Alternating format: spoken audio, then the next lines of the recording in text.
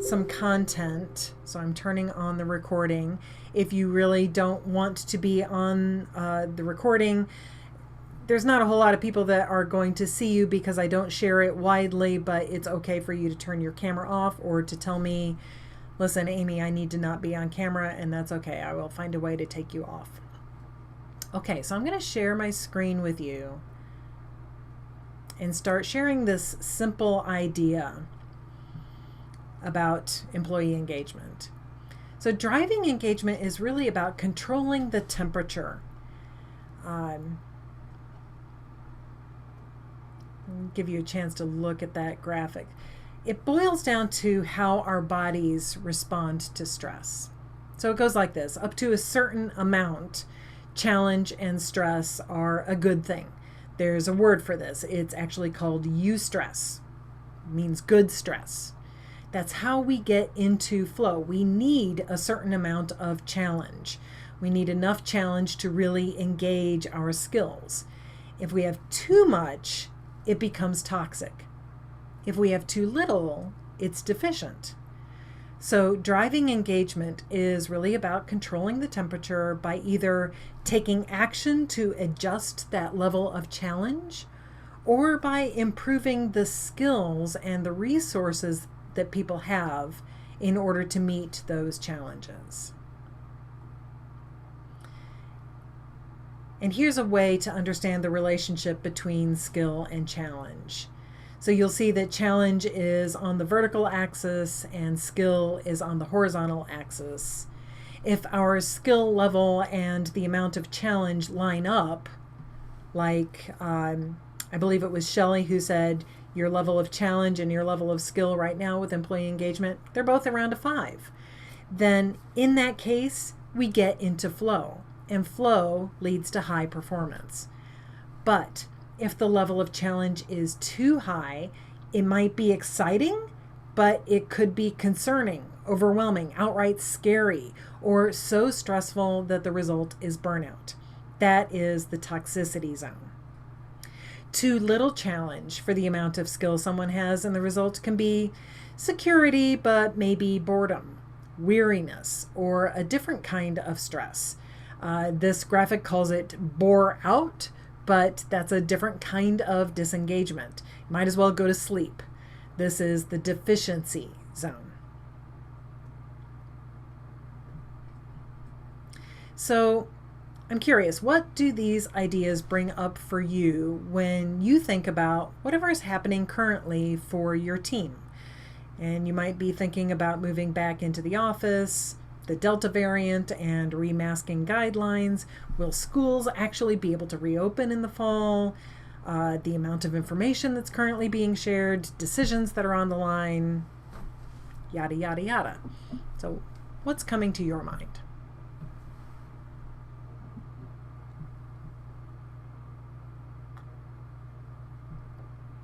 This is the interactive part. Say definitely bringing people back into the office. And we've implemented a workplace flexibility policy, so we're kind of working through all the kinks with that. But there's definitely some anxiety about coming back in and being around others, I think. Yeah, thank you, Shelley. In my team, we're working on different policies to come back. We kind of like have a hybrid mode established, but at the same time, I think of all the questions that require deeper answer that I won't have at the moment. For instance, like additional accommodations or the how the future looks like. So those are things that I won't have like an answer immediately to offer people, and can be seen like as a weakness and in others' perspective. Right. Yeah, exactly. A lot of times it can be very uncomfortable not to have the answer right on the tip of your tongue. Anything else coming to I, mind? w- I was actually going to say the same thing. So thank you, Ms. Garcia, for mentioning that. There's a lot of anxiety and not knowing We were in the process of, originally it was July, then we pushed it back to August, and now it's going to go far back as to being October, just because of the numbers that they are. But for overall, from a management perspective, their mentality has always been, this is going to be short term, and therefore we're going to get back as soon as possible. Knowing now that it has been 15 months, 16 months, however long, even longer than that at this point. The reality is that we've got more employees than not that have adapted very well to working from home and want to maintain and keep that arrangement. Whereas management is still very much of that old school mentality. You have to be in the office more than not to do your job. And so that is directly contradicting my ability to help engage when they're being told, no, you have to come back, even though they don't want to. And like I said, it was just a new development as of yesterday that they finally pushed it back to October. But this is something that we're dealing with literally on a daily basis, and just the not knowing. Exactly. Yeah, the guidelines are changing so fast. Okay. Anyone else have something that you wanted to share in response to these graphics? All right. Well, I'm going to be sharing with you some barriers to engagement that exist within us as leaders. And I want to let you know that I do have a handout for you with all of the barriers and also the tactics too, so you don't have to worry about writing all of this down. I'm going to share that handout with you shortly. But here's what we know about engagement. As I mentioned before, some of you will find this old hat, but some of you might be new to these concepts. So if we talk about something and you have some expertise and you want to jump in and share your insight, please do, for the benefit of those on the call who are new to these ideas. There's value in talking out what you already know with the aim to teach, partly because as you are talking, you are seeing the information, even yourself, through new eyes. And so your perspective shifts, and as you share what you already know, you begin to see new things. So I'm going to begin by sharing 7 beliefs that help us to keep from being effective at driving engagement. And if we have any of these beliefs, we won't be as effective at engaging our people because it's going to affect our behavior. So starting with just these first 3, the belief that engagement isn't important, the belief that engagement should be the default. I mean, it's your job, you're getting paid, you should be engaged. Or the belief that strategic focus and clarity on your part, on their part, it's not important. So any thoughts that you would like to share on these first 3 beliefs? Maybe you've seen it in action, you've seen the impact. Otherwise, I'll go ahead and share the other 4 beliefs.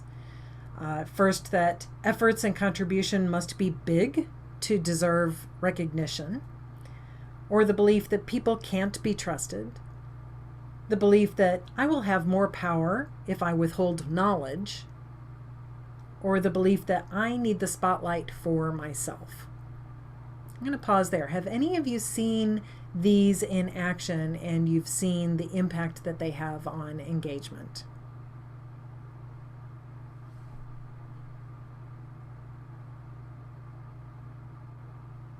And it's not good. Can you be, without throwing anybody under the bus, can you tell us a little bit about what you have seen? I think maybe people can't be trusted because I feel like over the last year and a half plus, people clearly have proven that they can be trusted. And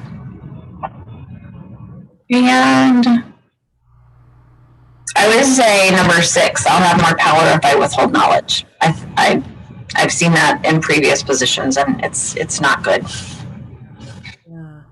Yeah, that first one that you mentioned about people can't be trusted, I think that there's really a strong relationship between that one and whether people are in the office or at home. And it can be part of that drive to get people back into the office. It certainly isn't the only reason to bring people back in. but it might be part of what folks are thinking about. Yeah, just to pick up on that, I would say some of them feel very dated to me, but especially the being in the office, the people can't be trusted piece. Luckily, in my organization, I feel like we haven't battled that so much, but I think along with what some other folks had said about getting people back to the office, I do feel like that's part of the motivation of it, not certainly the whole piece, but from what I've read and researched, it's actually been shown that people have been more productive outside the office, working remotely from home or wherever, than they have in the office. I feel like that's true for myself. You know, you don't have all the small talk and chit chat every morning and at lunch and in the afternoon. Like, you're just working. For better or worse, you're just kind of isolated to do your work. So yeah, I'm hoping some of these go by the wayside over time. Yeah, you're definitely correct that these beliefs get in the way, and yet they don't always go away when it feels like they should. I was going to say thank you, Emily, for mentioning that, because you're right. It has been proven time and again that people are more productive at home than sometimes in the office. I think the biggest barrier that I deal with in my organization is that engagement isn't important. And I've only been there for just under 2 years. I'm like a month shy of 2 years. And I've asked about the last employee engagement survey, and it was at least 10 years ago. Oh, And I had even offered to pay for an employee engagement survey, which is surprising, but it was just like, I can't measure what I don't know, and I can't improve what I don't have data on. And they turned that down as well. And so since then, I've gotten a more understanding that not only is it not important to them, I mean, and they say, and they talk a good game that they care about it, but to me, honestly, I don't really think that they do, because like on the flip side, you might hear like other noise in the background. I happen to be in a board meeting, and I'm in a nonprofit organization that answers to shareholders and answers to but board members, more importantly, and our members and retirees. I work for a pension system, and they're more worried about what's happening with them and the refunds and the benefits that they can get for our members, which is their livelihood, and I understand, but it's almost to the detriment of our employees. They're so worried about those numbers to our members and being held accountable to them and to the state. It's under state, audit and all that too, and watchdog and all that. And they're more interested in appearing above board as that regards. And it's almost like members first, and only sometimes it seems, even to the detriment of our employees. So it's really unfortunate that we have that the engagement isn't as important. So I'm not going to say they just absolutely don't care. It just definitely isn't a top priority at all. There are definitely things that rank higher. And then also, I will tell you that I asked to do just yesterday more of like a stay interview, like spot check several employees. We have 500 employees across 5 different states. And I asked to just be able to check into all of them, to just random select group of employees, to see kind of how they're doing, why are they staying, and really essentially sneaky way of doing employee engagement. And from the answer I got, it was very political and whatever. But long story short, I think they're afraid of what they'll find out when they ask, because then they'll be held accountable for what we hear, and they don't want that either. It's so challenging. Thank you for that, Chris. So yeah, all of these beliefs can be problematic for our teams, even for us. They hold us back from engaging individuals and driving engagement in our teams. And there's also skills that we need to develop. So I'm going to share with you first these two. I think I've got 4 skills here. First, assessing talents and motivations is an important skill for driving employee engagement, and also treating others with fairness and equity.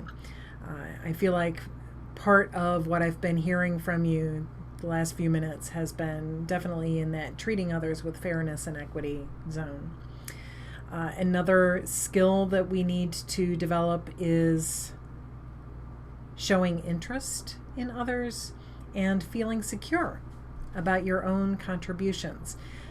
Even as a leader, we need to cultivate our own sense of security in the value that we bring to the team. And if we don't have that, then it can keep us from being able to drive their sense of engagement. So I'm curious, what are you relating to here in this list?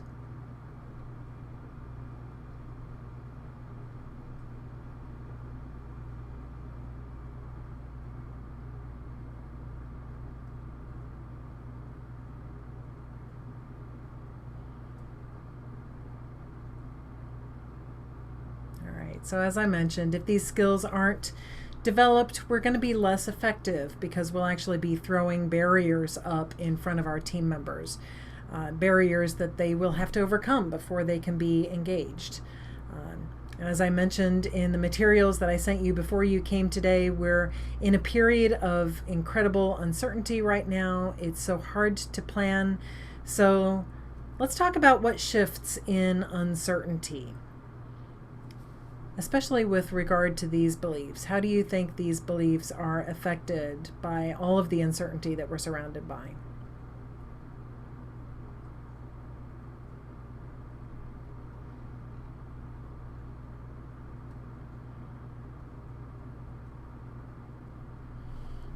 I'm thinking maybe that it's not worth making a decision because it's just going to change.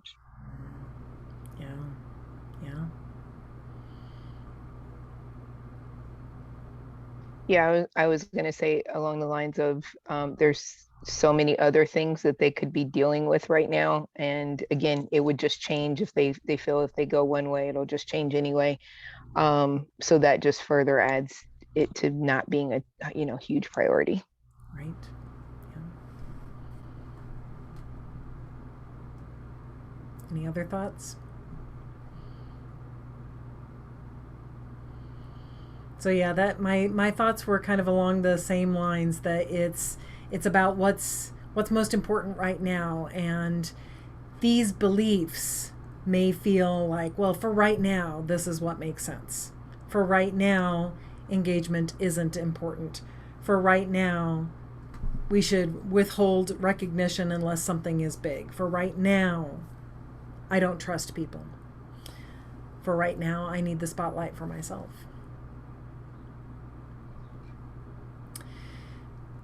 So which of these beliefs feel to you to be most logical when there's so much change on a national scale? Can you see any of them in yourself? I feel like engagement is really important. I mean, I think with so much uncertainty and people, wanting to make changes, maybe changing jobs for better work-life balance, I feel like engagement is so important right now. Yeah, I can totally second that, the importance of engagement. One thing that has really, really helped me in this transition of working from home, because pre-pandemic, my job was like, wouldn't ever allow people to work from home. So that wasn't even a possibility. And I've only been in my position for like around 3 years or a little bit less. But I am very social. So I am that kind of person that I was always networking. I will meet people in the elevator and then we'll grab coffee to hear what we do and all of that. So when we transition, it was easy for me to reach out to people and say, hey, how are you doing? How's life? It wasn't like weird because I was already used to doing those things. And even the way that where my desk was, like in a corner, everybody will pass by and talk to me.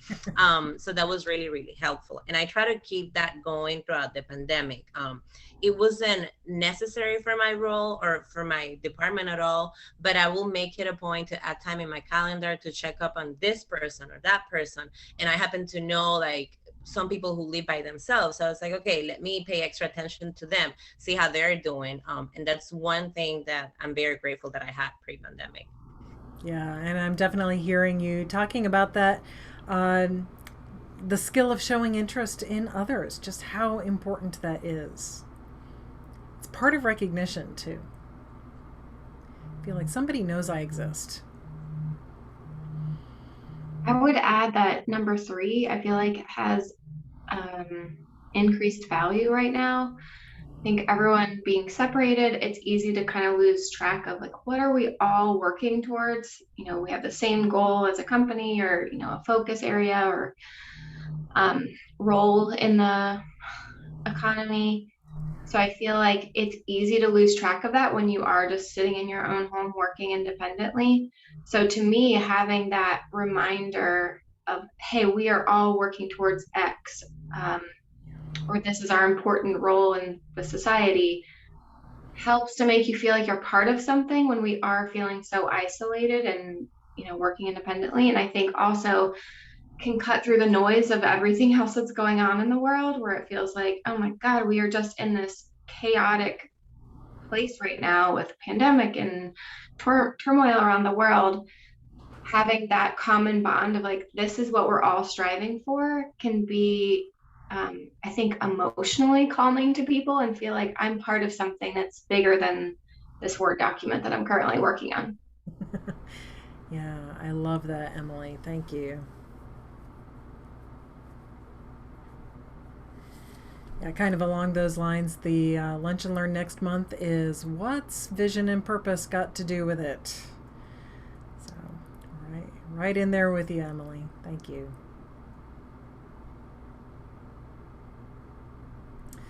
All right, well, given that we ourselves are the source of either barriers or removing barriers to engagement, the good news is that we ourselves can do a lot to remove those barriers.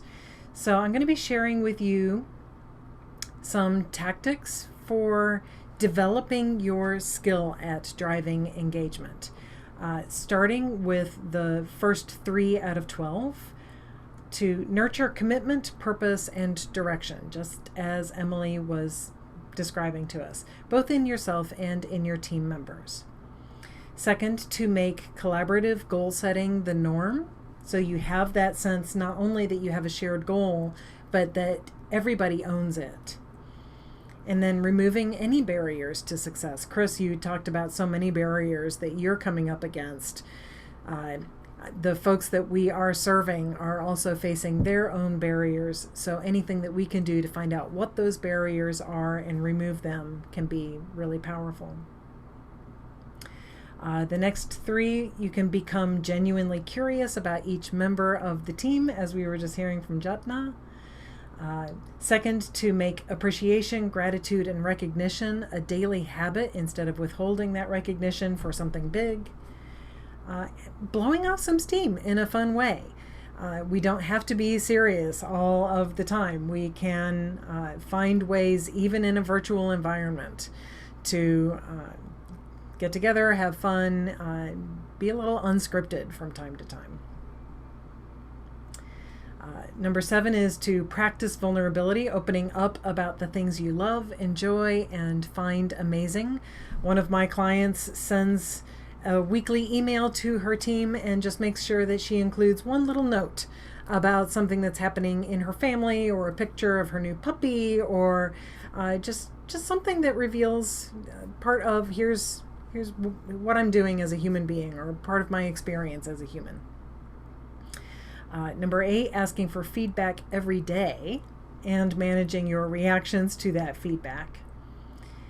And number 9, finding your flow, making sure that your skills are matching the amount of challenge that you have, or you're finding ways to manage what you can in your challenges. Then number 10, empowering others to take action where their skills fit the challenges at hand. Number 11, making failure safe. And finally, number 12, developing an understanding of fairness versus equity. So what do you think? How have these shown up for you in the last few months? Or what feels to you like it's most important to you right now?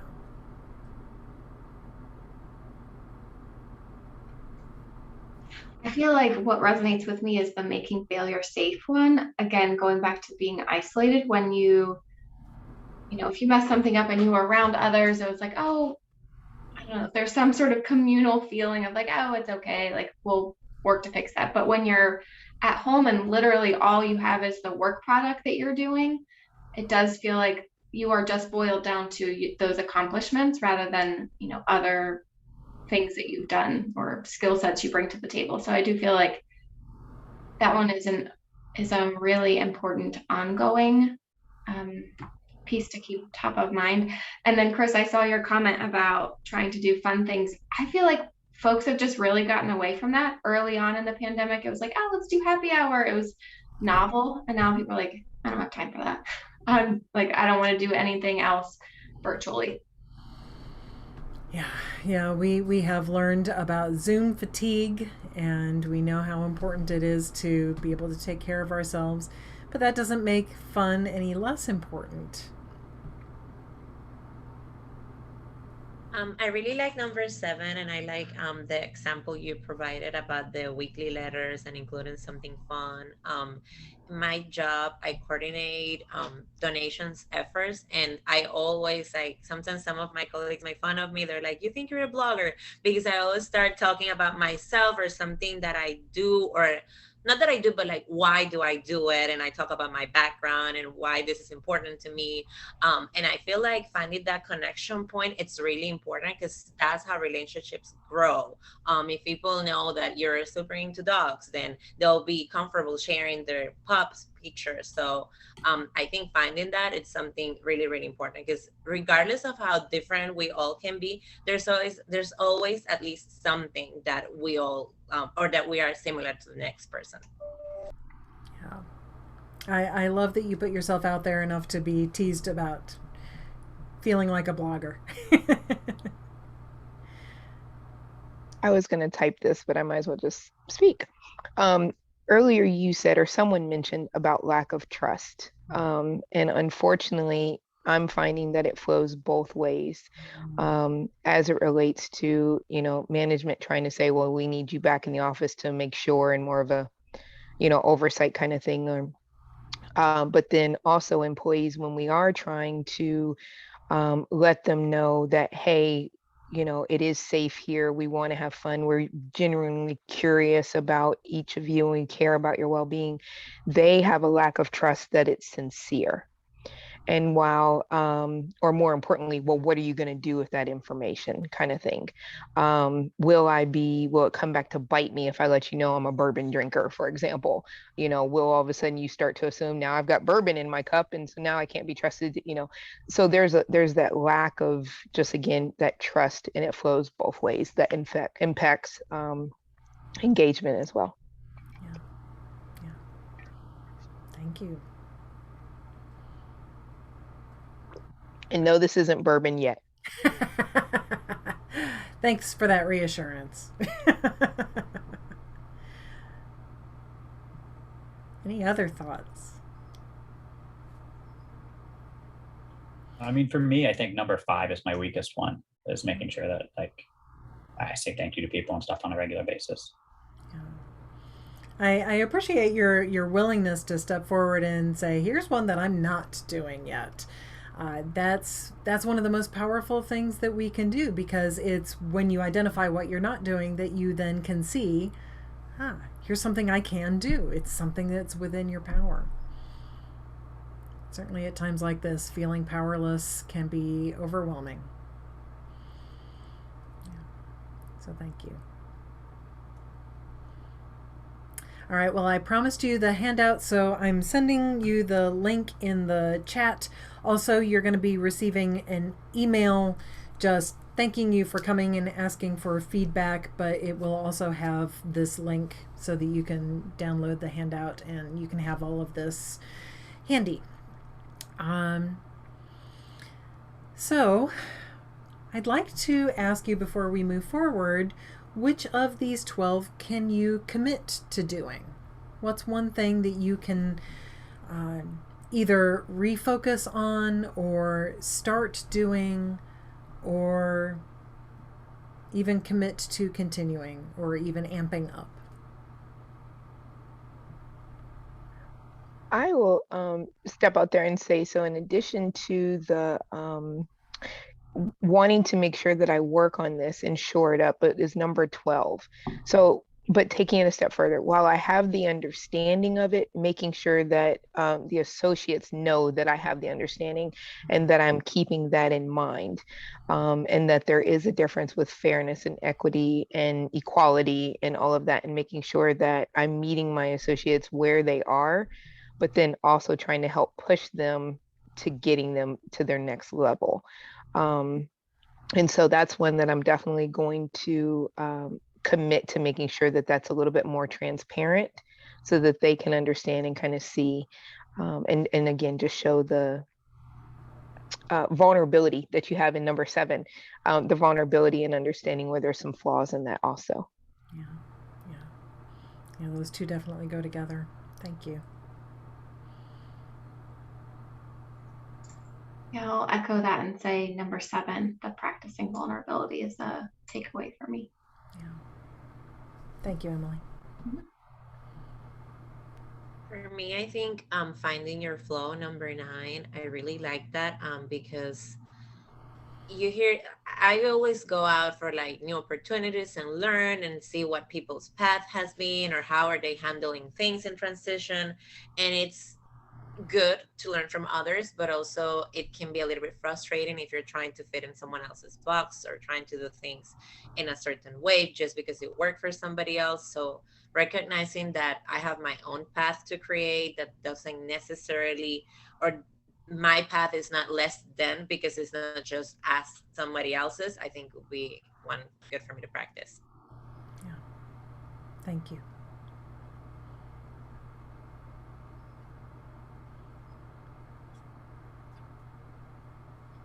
You said pick one, but I think for me it's 9 and 5 are both for me.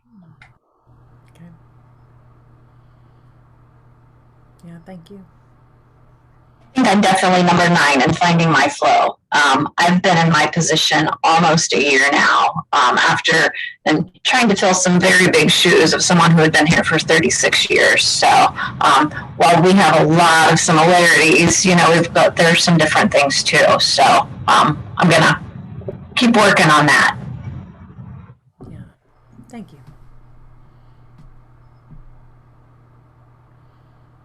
All right, anybody else?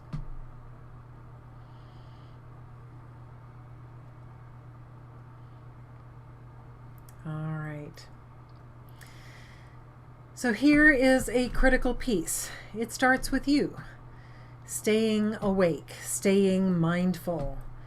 The part of the equation where you can make the most difference is yourself, your intentions, your behavior, your commitment to finding out where people are on the stress scale and helping them to adjust so they can get into flow. And so kind of along those lines then, I'm just going to revisit that simple idea.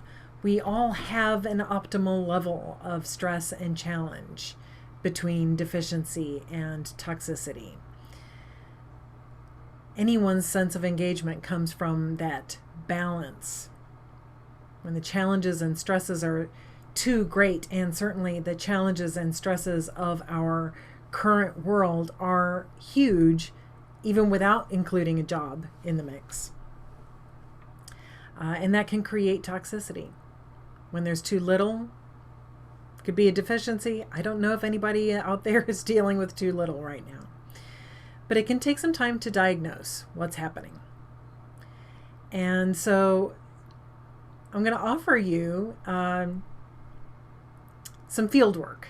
Now, the idea of field work it comes from a practice that's part of the spotlight squads that I run. In those groups, every week you get some field work and then you come back to talk about what happened. So this is the kind of thing we do with field work in a spotlight squad. So the field work I'm recommending for you is around gathering data to find out who in your team is in the toxicity zone, who is needing their challenge reduced or their skills increased, and who's in the deficiency zone, if anybody, needing their challenges increased. So as you look at that fieldwork suggestion and the graphic together, my question for you is, what value do you see in this exercise?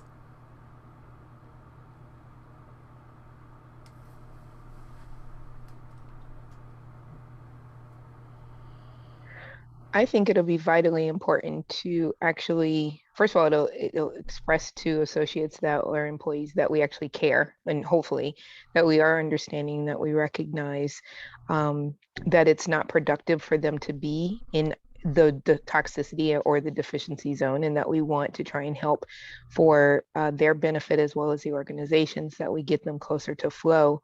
But then also, I think it relays a message of us caring about the professional development as well. And even if that means figuring out where that gap is, and if they need to learn to delegate better, or that time management better, or whatever it is that can help get them just, something off of their plate, or add more things onto their plate. If they, if we don't ask, we don't really know, because I know that we have so much underutilized talent in each of our employees. And, it's because they're in this job title and this is what they're supposed to do. But looking at it like that, there's so much extra that we miss, that people are not bringing.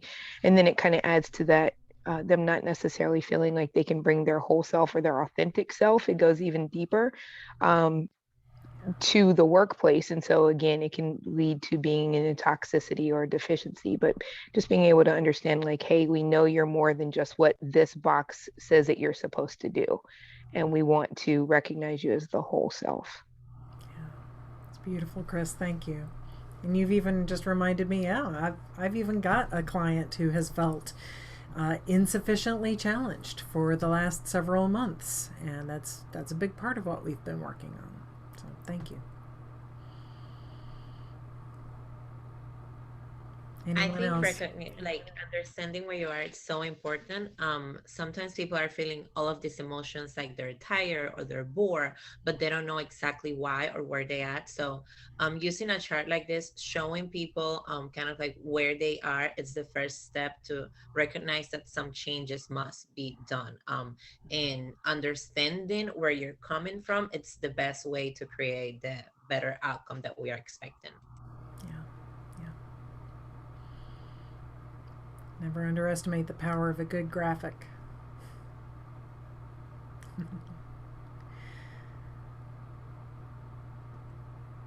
All right. So, what questions has this stirred up for you?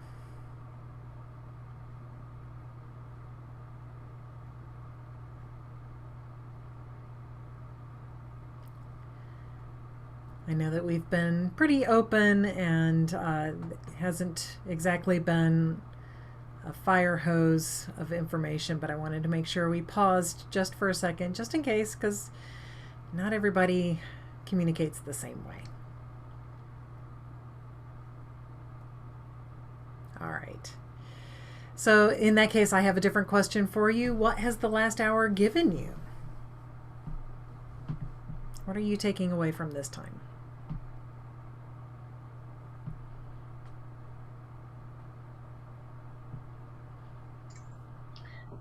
Just a chance to pause and reflect rather than focusing on being productive all the time. Very true. I was going to say the same thing, Emily.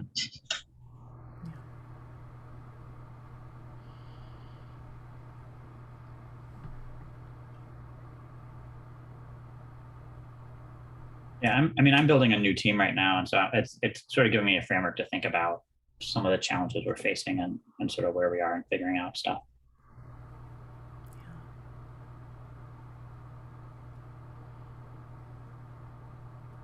This has been helpful to see how some other leaders in different organizations are feeling some of the exact same things that I'm going through.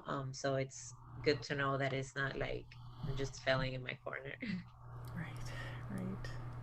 So much value in that. Thank you.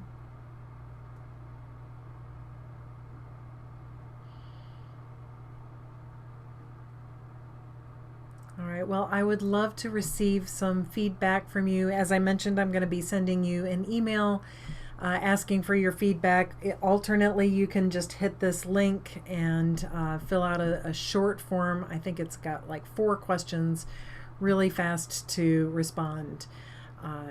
Otherwise, I will share with you. You may have noticed through these conversations that you carry beliefs that act as barriers to your ability to engage, motivate, and inspire your team members. So I would love for you to join me for the next Mastering the Motives Within workshop. It's going to be offered on September 10th, so it's just about 3 weeks from now, right after Labor Day. In 3 hours, you will have a hugely impactful experience that will help you to make a change where it has felt like no change was possible. And you've got the link there, but I'll also paste that into the chat to make it easier for you. But that's the place where you can go to sign up. It is being offered at pay from the heart pricing, so you don't have to worry about whether or not it fits your budget. But that's it for me. Thank you so much for coming and for participating. And I hope to see you next month when our Lunch and Learn is going to be taking an even deeper dive on vision and purpose. So you can expect an email inviting you to that before too long. Thanks so much for coming. Have a great weekend. Thanks, Amy. See ya. Thank you so much, and nice meeting you again. Hey, if you're willing to stick around for a second, I should have asked you as soon as I met you, but would you teach me how to pronounce your name? I found myself way too insecure about that. You said it perfectly. It's Jadna.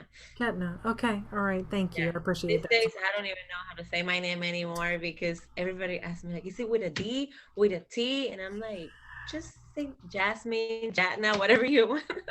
Okay. All right. Thank you so much, Jatna. I appreciate it. Thank you. Have a great And afternoon. Jen, I was going to say, I tried to connect with you on LinkedIn, but because you're 3rd or more removed, it won't let me. So if you can find me and connect, that'd be great. Let me see. I'm kind of new to I'm trying to navigate LinkedIn more. So let me see if I can do it from my phone real quick. Hold on. Don't No leave problem. if you have.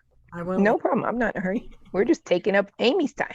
No problem. Yes. I'm totally cool. I don't have anything else for like almost 40 minutes.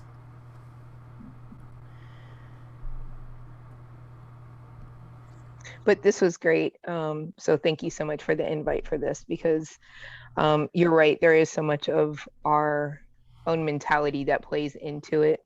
And I caught myself as I was saying, I sound like a sourpuss right now, but I've just recently had my hand smacked for the last couple days, and it's really defeating sometimes. And it's like, well, then why bother if you're going to keep just smacking my hand anyway?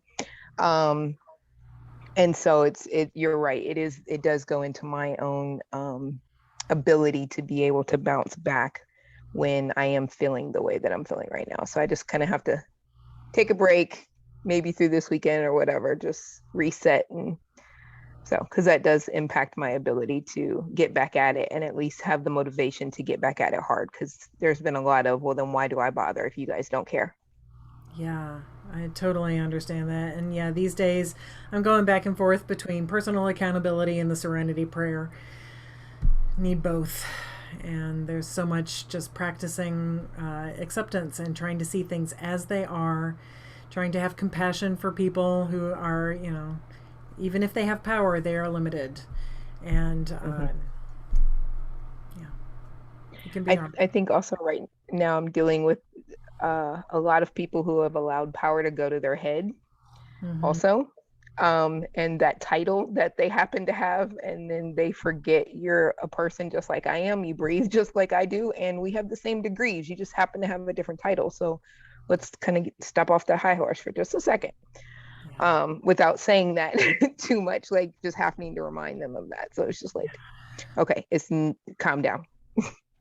It's a manifestation It's of hard insecurity. sometimes. And sorry. I'm sorry. No, what were you saying? Go ahead. Power changes people a lot. I worked with very high profile people a few years ago, and